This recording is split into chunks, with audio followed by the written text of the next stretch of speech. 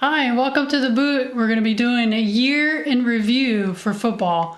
We've got three things we're going to focus on for our year in That's review, right. at least the things that sort of stood out to us. Perhaps there were other things that stood out to you. So if so, leave us a comment. Let us know what those things are or, something complete. Because it's a long year. I was kind of struggling to think back many months ago to what had happened. So why don't you kick us off? Well, this might be the easiest year of all, but you might not agree. But to me, and partly because it's top of mind as of today, with the great Pele passing, and then literally the World Cup just ending. So it doesn't get bigger, of course, than the World Cup. So I think every 4 years, that's always going to be the top memory. But I think almost everyone in the world can finally agree on something, and that is that the World Cup final was the best, not only the best World Cup final, but I'm broadly seeing people say it was the best game of that World Cup and possibly even the best big sports game in history. I mean, it had everything, didn't it? Even if you disagreed that it was not the best final in all of sports history, it is in the debate and the discussion for that. That's how good it was. But it was an amazing final, ups and downs. It's a wonder we all didn't walk away with stomach ulcers, I think. Yeah. We do have So a much video fun. on the final, so feel free to look at that. And also, we did some fun videos like top kits, i.e., uniforms, as well as top logos for each of the clubs. The countries. But that was such a phenomenal final. What comes to mind on that final for you? Because I'm assuming that you've seen it like 5 billion people out of 8 billion people. For me, it everything. Whenever I hear the final, I just immediately my mind goes to minute 70, 75, because Argentina had put together such an incredible match. They're 2-0. It looks like they were going to kind of run away with this match, and then everything starts working out for France. Yeah. And before the whole thing is over and done with, we've gone into extra time and penalty kicks, and we've substituted so many people. Literally took my breath away. It was pretty amazing. Took a lot of people's breath away. To me, I think of the save that Emi Martinez for Argentina made in like the 120th minute, like literally.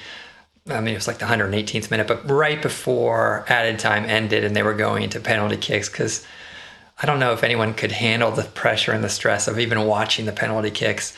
And I thought France had won it. And just in a split second, I was like, okay, we all have bias in life. And I was kind of rooting for Argentina. France got their cup 4 years ago, and as most of the world was, cheering for Messi. And it seemed like a nice squad. He was not kind of rooting. He was like, Okay. This is Argentina. But the split second that I forget who made the shot on goal, but it was a nice shot on goal. It was going in the corner. No questions asked about that. And the goalkeeper for Argentina got his foot down so quickly. It just still amazes me.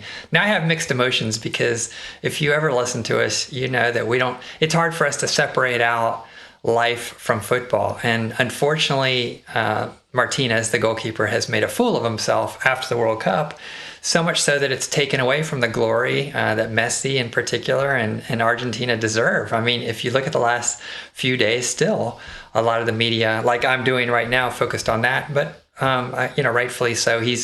That's for a separate topic. I don't think that will be one of our key memories. His save, maybe because we always like to remember better things in life than not so good things. Well, he got the Golden Glove Award after the final, and it may have very well been just for that one save. Is pretty incredible. Yeah. My not so favorite minute from our memory from the World Cup final was it's the one I can't stop talking about. Is that dreaded moment that Di Maria got pulled off and put on the bench, and I still think that was the moment the entire momentum shift occurred from Argentina. She was not happy. I was not happy.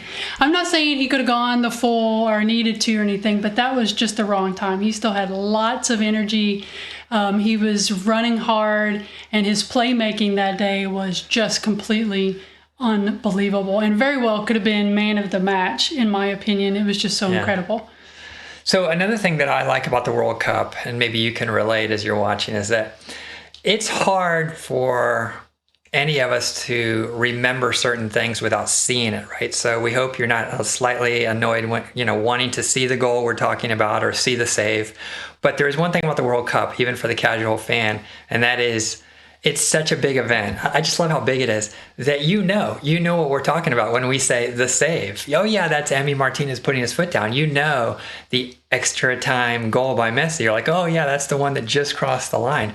And even with my son, our son, I'll say, hey, how about the Cruyff goal? And you'll go back, decades, and by the way, which goal you're talking about too.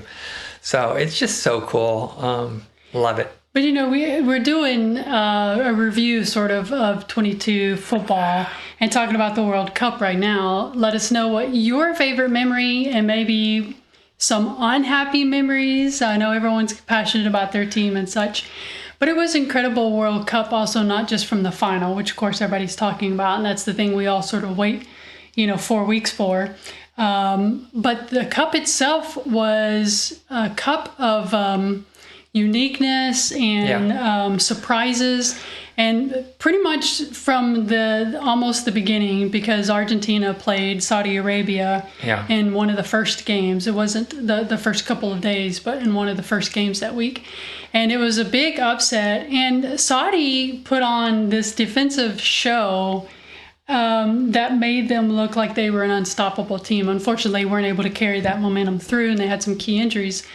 But I said from that moment, and we just kept saying and repeating, this was the cup of upsets. It was just a phenomenal. It really was. You didn't know what to expect, what was going to happen.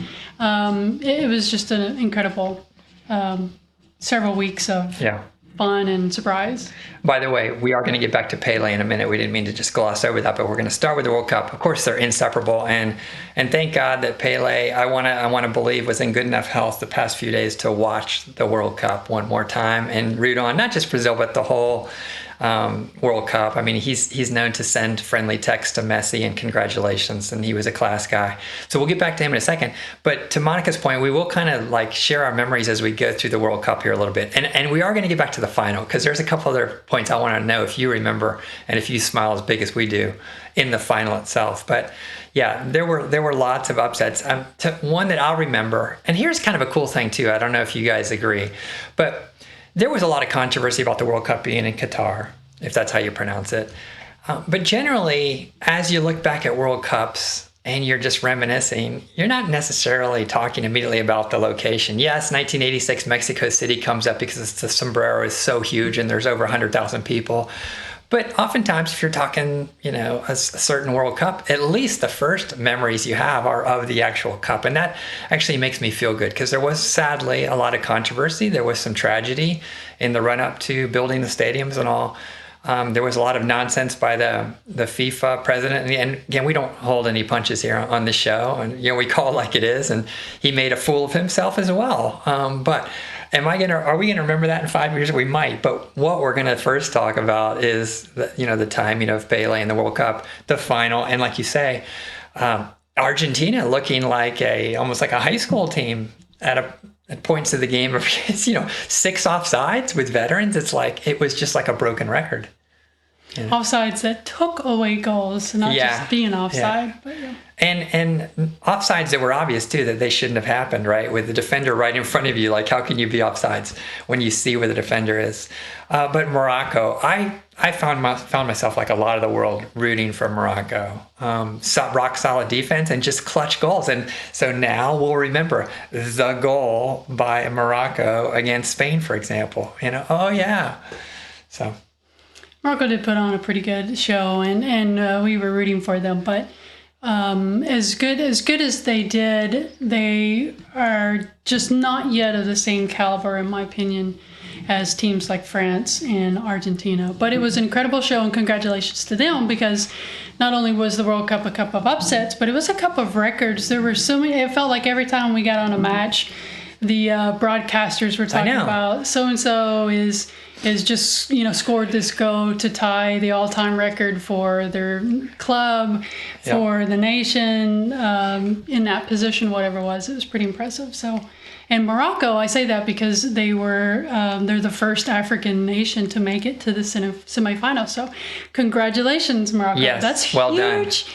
And well we done. applaud you. We're so super excited. That's right. We were all cheering for Ghana. Most of the world was back in 2010 in South Africa, because Africa was hosting it, and they came so close. Just Asamoah Gyan missing that one penalty kick, and the whole Luis Suarez thing, catching the ball on the goal line and getting a red card. If you don't remember that, you got to search that too. That's a classic. But so 64 matches in a World Cup. Let me say, sorry. Yeah, before we go. have time. Speaking of Africa, my hats off, and my favorite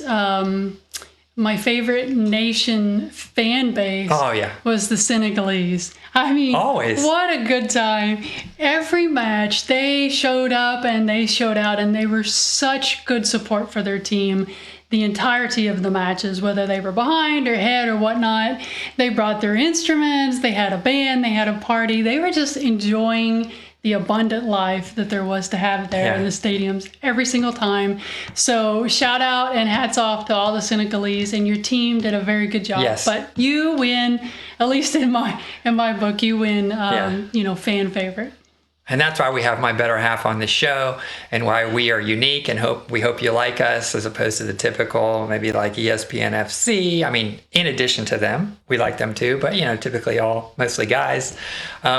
Because I love that too, but I forget about it. Now my mind just goes to the field 100%. But all of the things like that.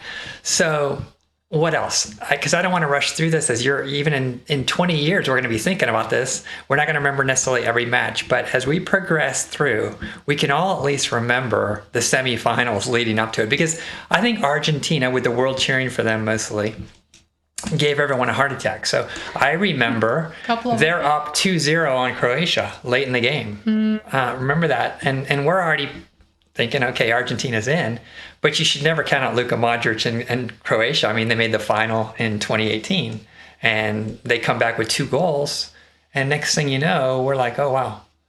Both Modric and Perisic had really good World Cup, as did quite a few other folks from their team. And their keeper. Their keeper, I love him. He was such a solid guy.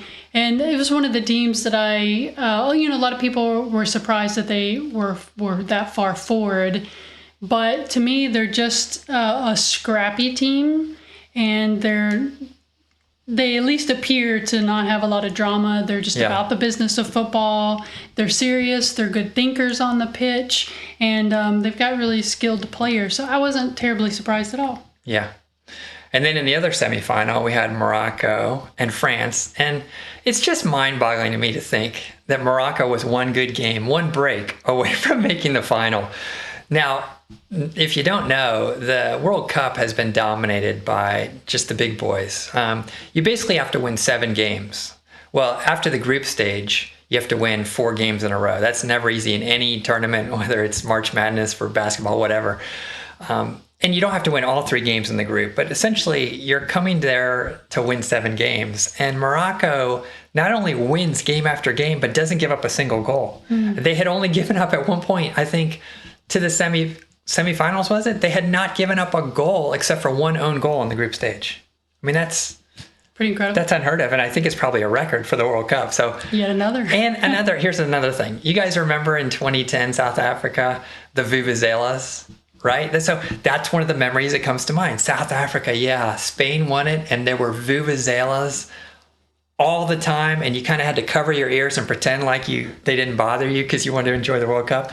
If you don't remember, in South Africa, almost every fan was, blowing the Vuvuzelas, and it was just madness. Just constantly too.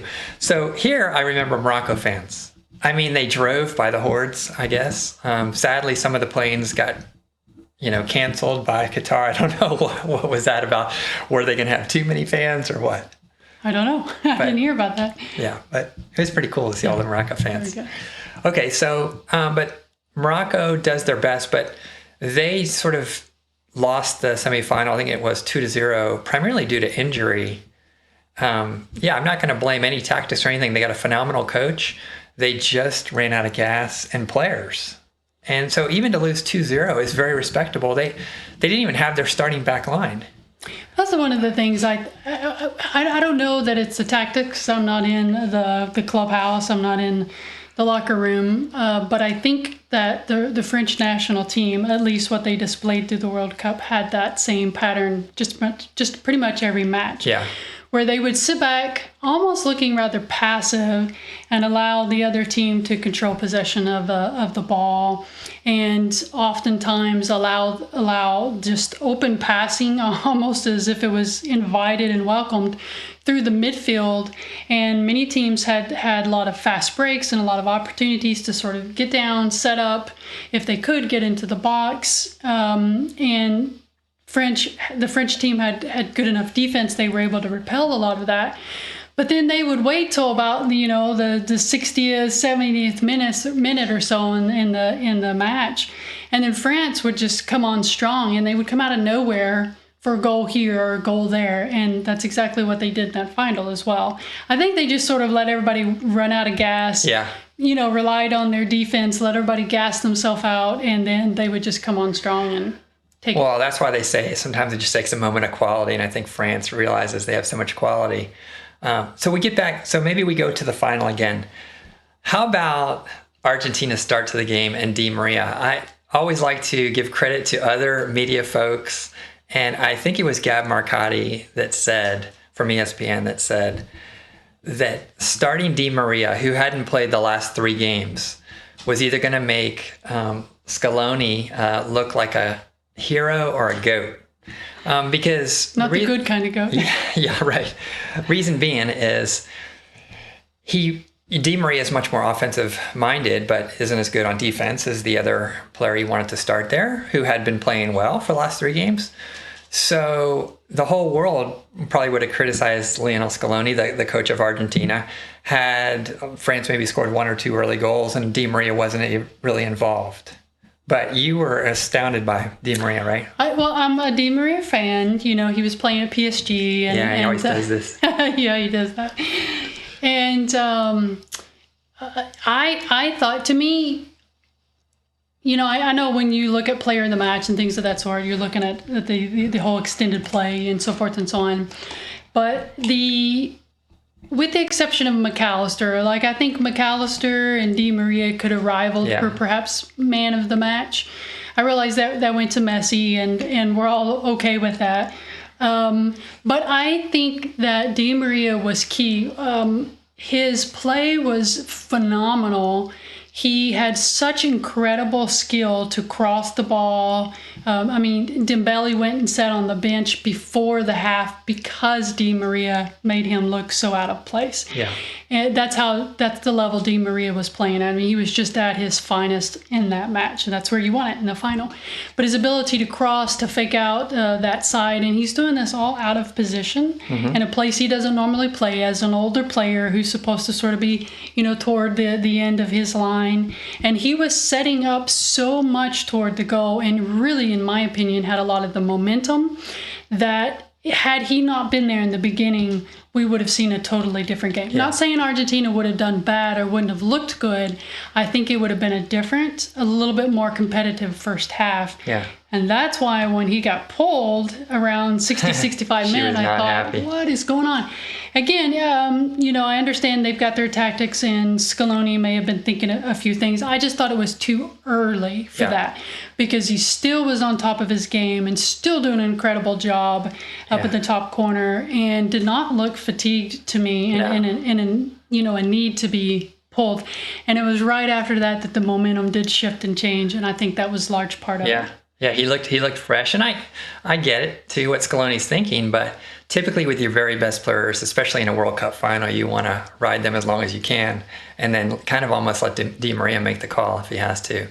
So I'm thinking of Di Maria draws the first goal essentially by drawing a PK, and then Messi takes it. And it was very clever of Di Maria. By the way, I'm a big fan of Di Maria because he's one of the only players in the world that's even thinner than I am. He looks like he's going to blow over in the wind. I mean, I don't know how he plays like he does. Well, he looked a little thicker than some of those Morocco players. Well, true. I was like, wow, these guys are thin like us. Yeah. But do you all remember Argentina's second goal, which is one of the best first touch combination team goals in history? Smooth like butter. Yeah. Yes. So one of the reasons we've done some videos where we just break this down like the final is that we love to look back and see how plays start. And frankly, again, I use ESPN as a good example because we like, their highlights and so forth. Is for the sake of time, most highlights that we see, number one, even in slow motion, go too fast to really break down what we like to see.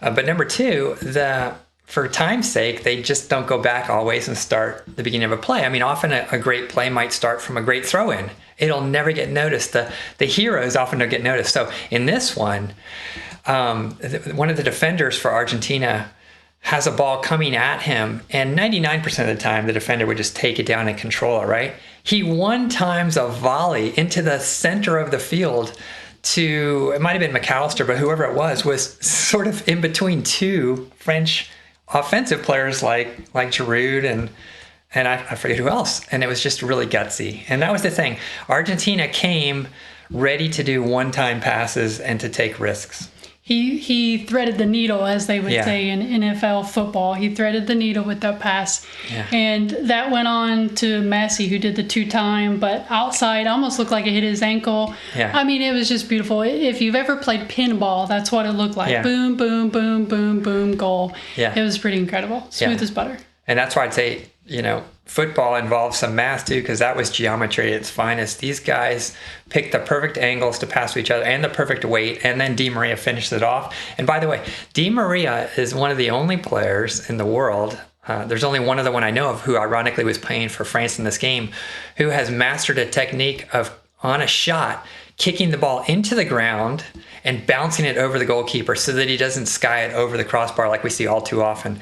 And so if you watch our video or even just see that highlight again of Di Maria's goal, it's true. He kicks the top half of the ball. He kicks right into the ground. You can't see it again, even hardly in slow motion. And it bounces right over Hugo Lloris, the goalkeeper for France, who did a nice job actually getting really low. He was not going to get beat low. And it just skims his hip, it looks like. I mean, it was a great goal. Yeah. So let's see. So we've covered off most of the regulation goals, okay? But how about, let's Messi's goal in added time. We didn't really touch on that. That will be in my memory because he's the right place at the right time. He gets the rebound. He does it with his right foot, which is why the greatest players always use both feet. And we thought that was going to win the match, and what a hero. And that's right. And then we all have yet a second heart attack because France comes back and Mbappe's hat trick. So Mbappe, if you don't remember, takes a shot on goal from like at the 18-yard box and gets a handball. So he gets another penalty. And to his credit, he ends up with a hat trick in the regular game and a goal during the shootout. You don't get credit for goals in shootouts, by the way, if you don't know that. But he scored 4 goals. Yeah, that's never happened in a World Cup final, not even a hat trick, and he got a hat trick. Naturally, Argentina's going to get all the talk and the love, and people are going to be focused on them. They did win the World Cup. But Mbappe did just a phenomenal. He had I won't say match, because the first half was pretty... They had shut him down pretty well. Giroud, Griezmann, pretty much everybody was just trying to play catch up. But he had a phenomenal towards that last quarter of the match, around minute 70 or 75. He came alive, 2 goals, almost back to back.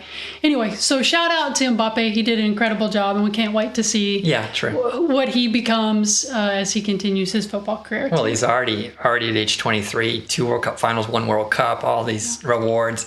And by the way, we hope you appreciate that we don't edit our podcast. This is, off the top of our head. So I want to make a quick correction. I didn't want to interrupt Monica, but there has been one other hat trick in a World Cup final. Do you remember what it is? It's Jeff Hurst with England in 1966. When England won their only World Cup, they brought it home. So that's a great video to catch sometime. Okay, so everybody in the world now is trying to catch their breath. You can see Argentina fans in the stadium after Mbappe's last penalty kick, just having heart attacks.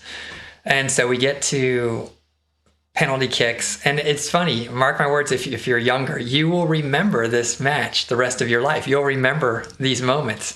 And one of the things I like, and I'll turn it back over to you, is that both Mbappe and Messi stepped up, okay? And it's to their credit, but it's also to their coach's credit. So I don't want to rain on Brazil's parade too much here. It really wasn't a parade, but criticize their coach Chichi too much. But Neymar didn't even take a kick in their bow out to Croatia in the quarterfinal. They waited to have him go number 5. I thought the world learned our lesson, a few years ago, what it was in one of the Euros where Cristiano Ronaldo for Portugal was also going to hit number 5, and he never got there. Same thing with Neymar. He never got the kick. This is simple math. If you haven't thought through this, I want you to agree with us. Look, if it's the first one to 5 or at least more than the opponent, you go with your best players first, period. End of discussion. There is no strategy here. Okay, you don't wait for that very reason. So they both made theirs. I remember that. And frankly, I don't, we tend to remember the superstars. With penalty kicks, I don't really remember too much about who specifically scored. What about you? On that particular match? In the shootout. What else do you remember about the shootout? They had they were subs, but they had 2 very young French players come up for the first. Mbappe was first, so they were second, third, or second and fourth goal, a penalty kick, and Emi Martinez, the goalkeeper, really just kind of did a little psychological job on 1 or 2 of them. So that was unfortunate, but that's just, sports. When you're at that level, there's always that psychological warfare, and you got to be prepared for that. But, I thought about Brazil when you were saying that. That was always in my mind is waiting, because you want to be off on your best foot. You don't want to take the risky shot with someone who's never done it before, who's not confident, who's maybe a good player, but they're just not psychologically there to handle that moment and take the shot and miss it, and then you've just missed your first one, and it can be devastating. But I was thinking too of Spain. Spain had to go to penalty kicks, and was that match? I don't recall right this second who it was against, but it was that match that they unfortunately lost and had to leave the World Cup. But they were left to their own. The coach who lost his position as head coach shortly thereafter. Kind of just, sort of, for lack of a better phrase, just sort of left, stage right, and left them to pick and choose and defend on their own. So at least Brazil's coach stood there and did his job with coaching. So that was Morocco again. So hats off to them and their coach. Their coach was motivating them and showing confidence. And I am going to definitely pick on Spain's coach, Luis Enrique. He's over by himself on the bench. The entire team is on the field supporting, and that's just inexcusable. It's just it's a reason, and finally a legitimate reason, because sometimes coaches get fired too quickly and not for good enough reason, why Spain dumped him the very next day. That on top of just numerous, he basically told his players, this will be a memory, right, of Spain, of that against Morocco. It was painful to watch, and it's maybe the first game I've ever in my life, because we love football and football is life, where it was a little bit painful to watch. Spain passed the ball from one side of the field to the other, in the middle of the field, never really, creating real chances. I mean, it was like ping pong. It was kind of ridiculous, and they paid the price for it. Well, should we go on and talk about some other things, since we were supposed to just be reviewing 22? We sort of got stuck in the World Cup. We're going to relive that for a while. It's hard to leave the World Cup. It is. We're going to be like those hippies who can't leave Woodstock. That's how we're going to be in 30 years with the World Cup. Well, it is bittersweet, as we said in our last video about Pele, but the way I look at it, I have to say, can I say one more thing about the World Cup final, though? I am sort of in the minority on a lot of things, as you know, if you hear. It's the beautiful game for a reason. So I get that there's sportsmanship, there's gamesmanship, but then there's also sportsmanship. And for Emi Martinez to just throw the ball away from the French keeper, is that really what we want every youth soccer goalie now in the world to do? I mean, there's a fine line. And I think, to my point, because I was not happy about that, it played out afterwards with him looking like a fool. You know, typically your behavior comes from the heart, and there's Emi's got some serious issues. I'll just leave it at that. And no, I'm not cool with that. And it's not because I was cheering for France, because I was cheering for Argentina. But you can still look the guy in the eye, you can talk to him and stuff and all that stuff. But it was really cheap. But anyway, on Pele. It's bittersweet, but I have a little bit different take, I think, than a lot of folks who are very, very sad. And hear me out here. I'm not cold-hearted. It's that we all know our time will come, and that's why we need to get ourselves right. I'll just leave it at that, and in order. But it doesn't take away his legend. So, you know, his legend and what he did for decades should overshadow, frankly, one day. You know, aside from his family, if you know what I mean here, let's not make most of the conversation just about that one day. Let us talk and appreciate an amazing career that he had. And I mean, just all the memories of Pele. And some incredible moves, and Matt, like you said, incredible career. Yeah. You could do a whole video just on Pele. So we salute him. We salute his football career, his amazing gift that God gave him, and our condolences and heartfelt feelings go out to his family and their time of grief. Yeah. What else comes to your mind 2022 on football? I know it was a hard year in a lot of ways, but here's two more that came to mind for us. Again, I think Monica might have mentioned them earlier. One is Erling Haaland, and one is Champions League that we'll get to in a second. But Erling Haaland, until the World Cup, stole the show of the world. That he was the big memory for me until the World Cup. Like, we all knew about him, but for him to go to the Premier League, go to Man City, and take the world by storm and have 15 goals or 18 goals, I think it was, in 14 games before the World Cup. Brian was impressed with Erling Haaland until he went and reviewed an old video. I think Erling Haaland was still doing the under 20 at that That's time. Right.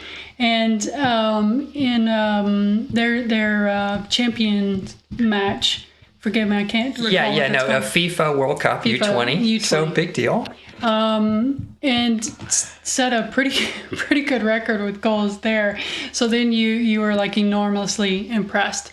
And anyway, this particular season, Erling Haaland seems to be pretty much dedicated and determined to set a record. And you're right, before the World Cup, he was the draw for a lot of us. I know we kept checking in on him and seeing what he was doing. Yeah. Just again, another young, gifted, talented player. It's going to be excited to see where he goes and what he does. But he's having a phenomenal year. Yeah. So great memory. And Pep, of course, is going to make players better, like he does with De Bruyne and so forth. So this. Yeah, the sky's the limit, you know. And with De Bruyne, we love De Bruyne. I mean, the way he does assists, and you'll hear us mention it from time to time, but assists get overlooked so much in football. Still, football is a little bit in the dark ages, even though they pretend to have stats and stuff. Okay, this is a little side note. But anyway, I'll talk about that some other time.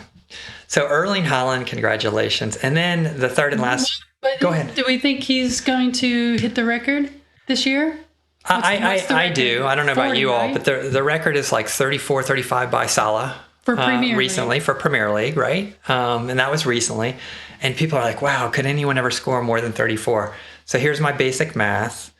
Through 20 games now, as of today, I think it is, he scored 2 more on first game back. So he's back to usual after the World Cup. He's got 20 goals in 15 games.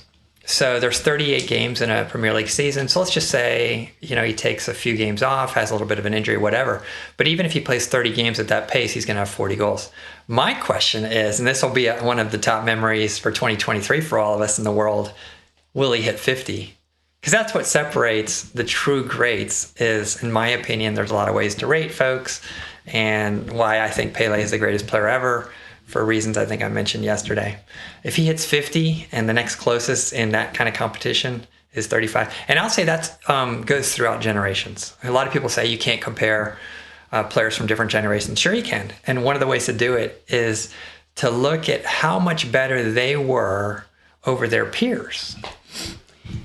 So he's almost there with Premier League, and the top was Lewandowski in Bundesliga, correct? I think, well, Louis got, 42 goals 1 or 2 seasons ago. So he's amazing too. Wow. But that is a Bundesliga. It's a great league, but not maybe the level of Premier League. So go Haaland. We are rooting for you. Don't Okay. disappoint. And Champions League. So our two memories, we were talking right before the show, are ironically not necessarily Real Madrid for winning yet again. Hats off to them. Good job. I mean, they just win every other year, it seems like. But PSG with Neymar, Messi, and Mbappe not winning, and Man City with Pep and Haaland and De Bruyne are not winning. Yeah. So- But I am glad that Benzema, who was not Yeah, able to true. be a part of the French World Cup team, unfortunately. We did want to see him play. Yeah. we Yeah. still think that was not a good call. But I am grateful him being a part of Real. He was able to take that trophy home. That's a good point. And I can guarantee you, French fans will have that as one of their memories of 2022 for the rest of their life is where was Benzema? Why didn't he play? What's going on with the coach and Benzema? Why did they send him home? Because he was playing in friendlies for Real Madrid during the World Cup. So the facts speak for themselves. This isn't a rumor thing. And then, Pep has come out, I think today or yesterday, saying his job is not complete at Man City without winning the Champions League. Oh, So- that's a threat. Watch out, Premier League Yeah, I know, right? and the rest of the world playing champions. So, as usual, we could go on, but our podcast comes to an end here. I know you're all thinking, finally, be nice. I'll No. let you close it out. But we appreciate you watching with us. Please subscribe and like, share if you will, and leave us some comments down below. We'll see you next time. And remember, the boot where football Football is life.